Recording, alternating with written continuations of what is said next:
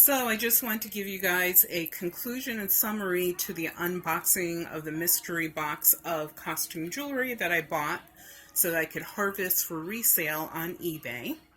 And what I have here is are the items that are the most sellable separately or as a group of 2 or 3. So I have these designer signed, and these are good designers, bracelets, some necklaces. This is some scrap 14 karat and 10 karat gold filled, and one is electroplated. And what I do with those is I keep a bunch of it, put it in a lot, and sell it all together. Yes, people do buy it. It has to be marked gold-filled, electroplated, or either 1/20th in order for people to buy it, but they will buy it as a group.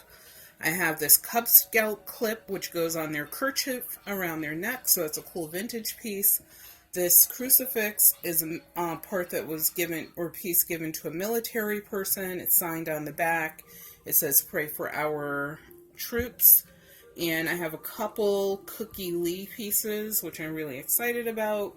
And those will be sold separately. There's one there, and there's one here, which is a shamrock. So I'll save that for February, closer to, but before St. Patrick's Day. These are just some miscellaneous metal pieces. I keep those because I make memory jars, and then we resell the memory jars. So we try to find any interesting scrap pieces that we could make part of that memory jar. Then I have a guest piece here that will be sold separately. That's a vintage piece, a little scrap sterling silver, some really cool pendants made of stone and such.